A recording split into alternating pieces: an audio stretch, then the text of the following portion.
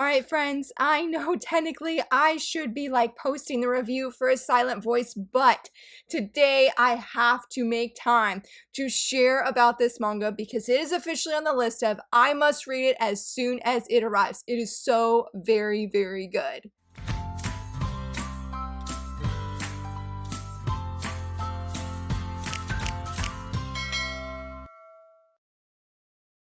Happy Friday, friends. I am so very excited that you're here. I am doing another manga review, and oh my goodness, it may have not been as wholesome and sweet as the manga I read last week, which I'll leave a link here if you want to check it out, but it is amazing. It is so very good, and so let's go ahead and jump right in. Sorry, I didn't have my manga on hand at the time, but I think I'm saying her name right. It is Why Raeliana Ended Up at the Duke's Mansion, right?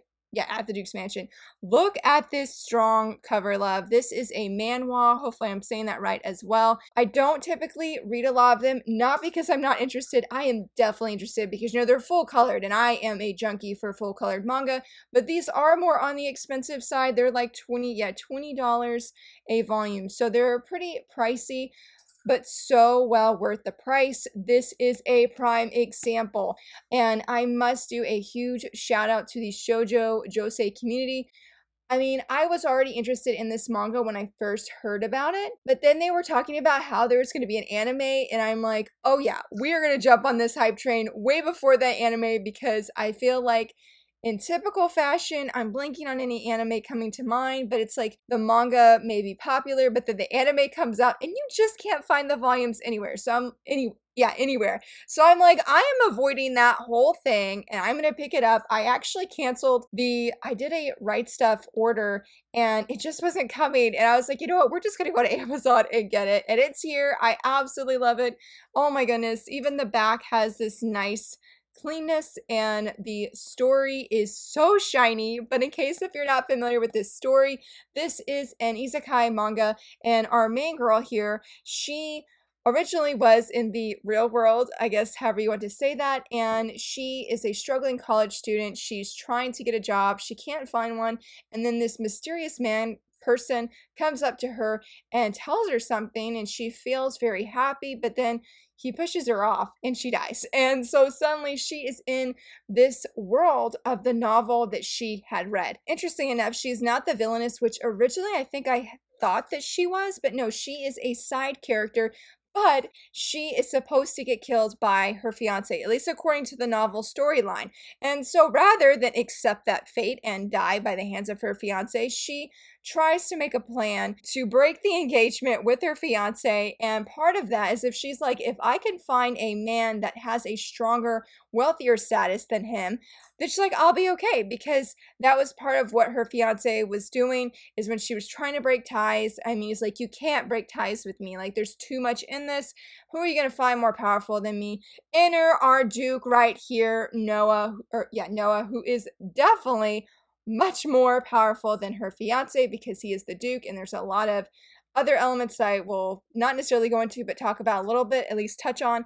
But they decide to, or well, they don't decide to, he accepts her offer of a deal of a contract to enter into a fake marriage so that she can get away from her fiance, break the engagement, still be alive, though she can't voice that to him.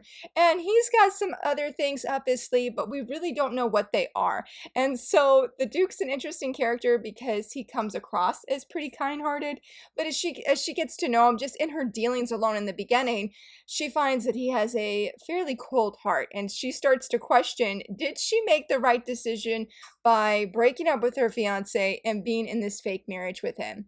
And so is the story for this first volume. That was absolutely amazing. I love it so very much. It was a wonderful time. I struggled a little bit getting sucked in. The prologue, I was instantly hooked. But then like the first chapter was a little slow going for me, and I don't know if it's just because our AC was out, and the time I read this we didn't have AC, so it's definitely been a lot harder to focus on things in the heat for sure. And I have noticed recently that it usually takes me about a chapter to get sucked into the story. But once I was sucked into this, I literally did not leave my couch for any reason.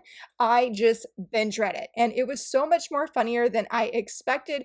I laughed a lot in this manga, and I have not done that in quite some time with the recent reads that I've read. I wouldn't go as far to say as this is like a comedy manga by any means, but oh my goodness, when Noah and our main girl are in the same room and they're having conversations, it is everything. Like the chemistry between them just flies off the page.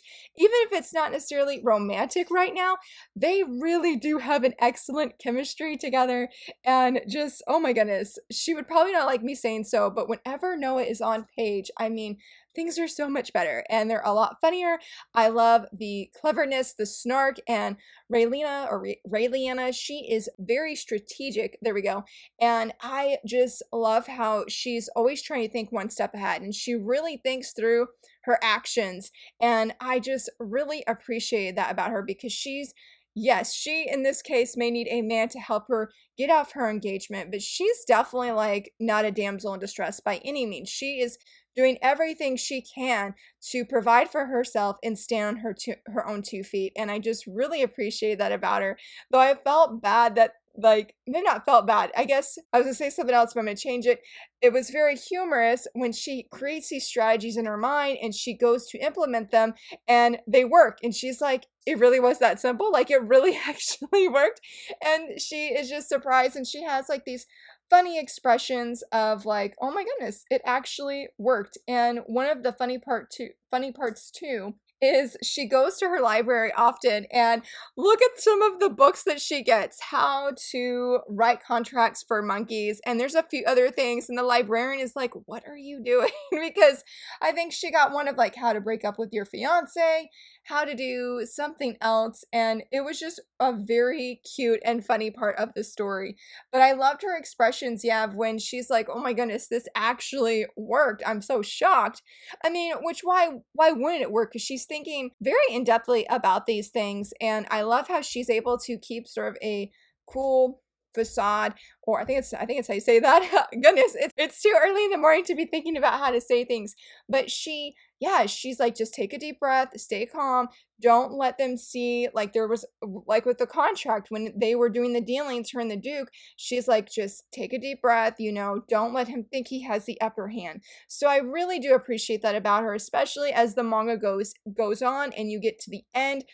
Very, very, very good. Like, I'm not one that's really interested in, I guess, like political fantasy. Like, that's not typically something that I absolutely love. I don't mind it, but I really enjoyed the political aspect in this manga a lot. It's very subtle and very not so subtle. And I feel like the mangaka did an excellent job because the previous isekai manga that I read before this one, I was very overwhelmed with the word building. It felt like it was just thrown in and like just I'm like, I don't even know what to say right now because there's just so much coming at me and it really made me want to put it down, but I'm glad I kept reading it because it was very good. So with that said, the word building was very well done. I feel like we're given key elements to help us understand, but it's woven in through the story and it's not like this random info dump or this huge info dump where you're just like, okay, I'm totally lost out of the story because of this info dumping. Like, is it essential?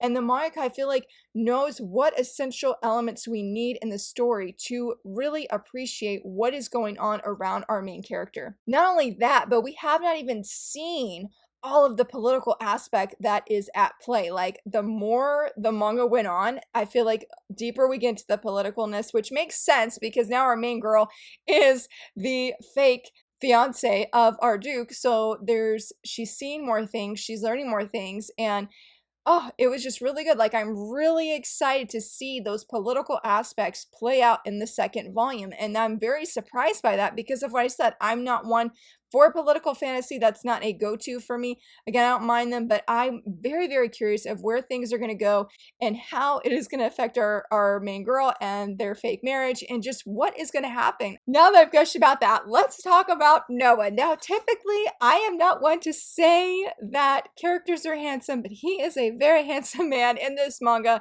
and I love his personality. Maybe not in real life, he would not be the kind of personality I would even like jive with maybe, but he just says things and his expressions are just they're just so on point. And I think it's just because of how again, how our characters interact together. I mean, he's almost got like this double personality or two personalities. He doesn't, but you know, as our main girl is interacting with him, we see the real him, and he is a lot more conniving than I think that we realize, or maybe like the reader's starting to realize that I mean, even our main girl says when they're doing their contract or when things are starting to come into play, and she's like, let's make a deal. She realizes there's a lot more to him, and he's a lot more cold-hearted than he may give off with his nice friendly smile, because there is one time, I wish I could find it, where he smiles and it's literally has like a beam coming at her and she's like, sort of one. Here's sort of a good example with the little star. And so she's like, he's just such a different person than her first, maybe her expectations or her first interaction with him. And so I really, really enjoyed that quite a bit. I love just his character. And it's funny because I'm trying to think of how much I can say. There's another character, because I very much ship our two characters together. I think they are going to make an excellent power couple. And just again, their interactions, I mean, it's just everything. And I love it. I laugh about it and just really enjoy seeing it like unfold on page. But there is one character that I was sort of like, I was like, I could forego the ship to see that ship sail. I definitely don't think it will, but it was interesting because I'm typically not in that dilemma, I guess, because once I get on that ship, that's it. I'm never departing. I'm going to go down with the ship if it goes down, or we're just going to keep sailing. But I don't ever forgo that ship. But there was a brief moment that I was willing to forgo it for a different character, and I won't say who that character is, but he was so great. He was so great. He is a cinnamon roll, and oh my goodness, I cannot wait for the anime to see him on screen because he is just a little bean. He's so precious. He is very, very precious, and it was great because with his character, I love the very minor, or I guess minor in the scheme of things, the very minor message of do not discriminate against other people because of their race, their age, or how they look, or any of that. Oh, that was such a good message, and that character plays a very strong, unexpected role in that. That's very natural. I feel like I said that weird, but it's very natural, goes with the story, and it was very, very beautiful. And our main girl even has another incident later on of don't judge a book by its cover. I just really loved how that was shown so beautifully and so strongly and just so naturally. I mean, like I said, it was very subtle, very minor, but it's a strong point, and I just very much enjoyed and loved seeing that play out again in this book for sure. Last but definitely not least, I know I hardly ever talk about it in my reviews, and I always feel bad because art in manga is obviously extremely important, and I love admiring the art. And this is one time I was really struggling between reading the dialogue and then, or just reading the words in general, and admiring the art. The art is so shiny. It is so very, very beautiful. I love, here's a good example. I love how the manga used different background colors to really just help this whole manga just pop. I mean, there's never any confusion with the paneling or anything like that in the layout of the words or the speech bubbles. And it was just, I'm trying to find another one. Like, I mean, it's very bright. It's very colorful. It's very shiny, and just really, really appreciate the art. I mean, there were definitely times where I would just read the speech bubble and then I would just go and just appreciate the art. And I like to say I do that often with manga, but I felt that it was much more prominent when I was reading this because you just couldn't help but admire it. And again, I just really loved the use of color and making conversations, like the conversation pop, just how things were done. I don't know. I'm not really sure how to finish where I'm going with there, but I love how that we had these humorous drawings at times, and just everything was very, very beautiful. It was just a fantastic story, and the sort of like chapter pages, headings, very beautiful, very strong page quality.